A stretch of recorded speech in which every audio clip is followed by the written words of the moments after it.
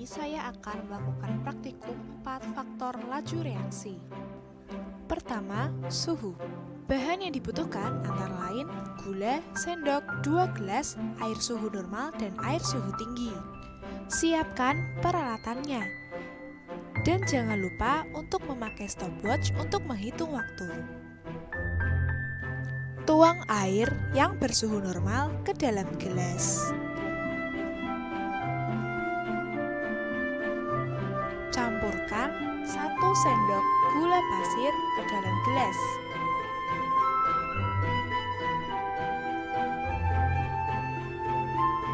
Lalu aduk sampai larut dan dihitung waktunya dengan stopwatch.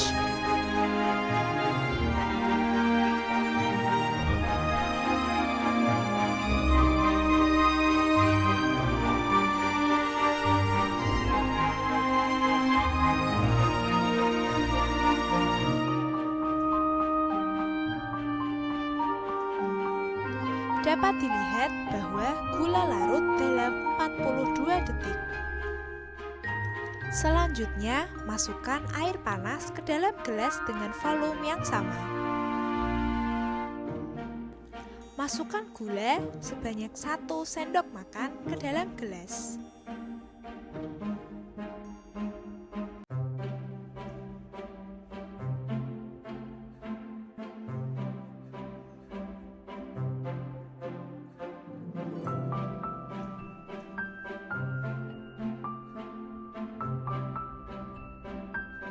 Dapat dilihat bahwa gula larut dalam 27 detik.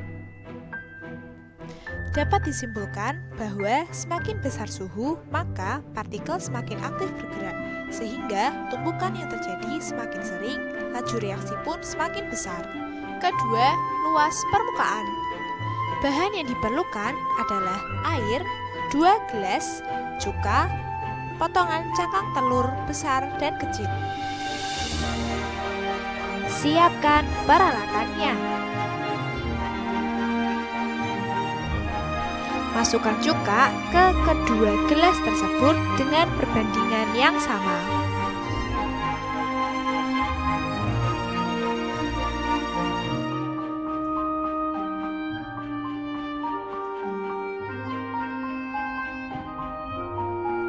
Tambahkan air pada kedua gelas tersebut dengan perbandingan yang sama pula.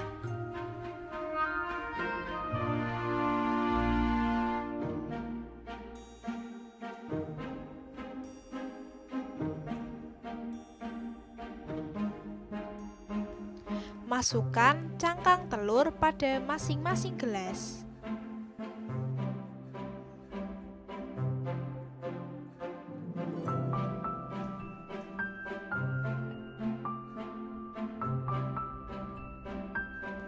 Dapat dilihat bahwa potongan cangkang telur yang lebih kecil lebih cepat bereaksi daripada potongan cangkang telur yang besar.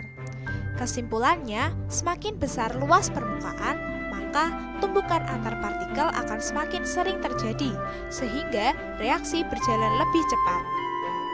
Ketiga, katalis. Bahan yang diperlukan antara lain pemutih, 2 gelas, cuka, dan jarum. Siapkan peralatannya. Masukkan cuka dalam kedua gelas dengan perbandingan yang sama.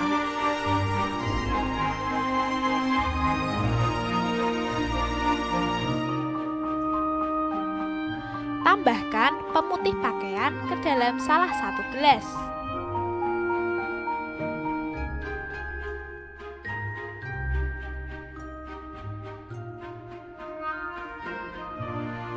Masukkan jarum ke dalam masing-masing gelas.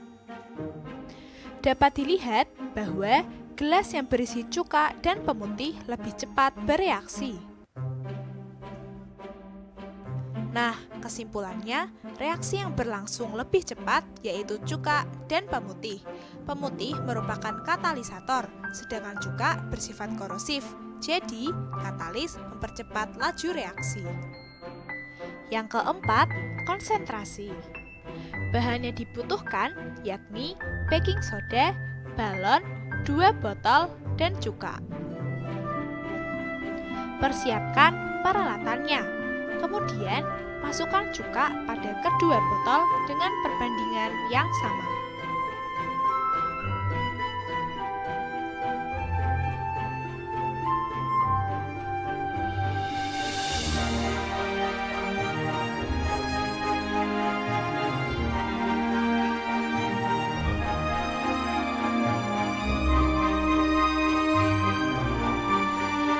Masukkan balon 1 dengan baking soda sebanyak setengah sendok makan.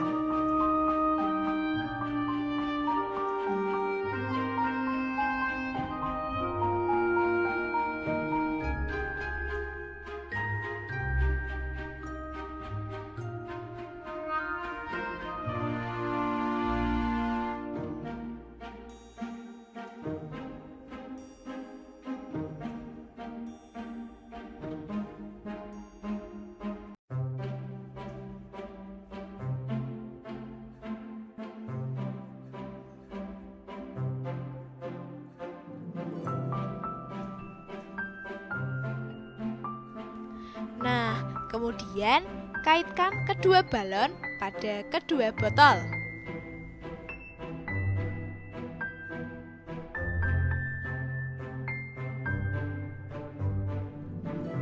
Lalu, tuangkan baking soda secara bersamaan. Amati reaksi kedua balon. Nah, dapat dilihat balon yang berisikan baking soda yang lebih banyak lebih besar mengembang daripada balon yang berisikan baking soda yang lebih sedikit. Dapat disimpulkan bahwa perbedaan jumlah baking soda dan cuka dapat memengaruhi perkembangan balon.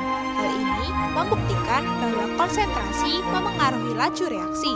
Semakin besar konsentrasi suatu larutan, maka semakin tinggi laju reaksi yang dihasilkan. Sekian dari saya, terima kasih telah menonton.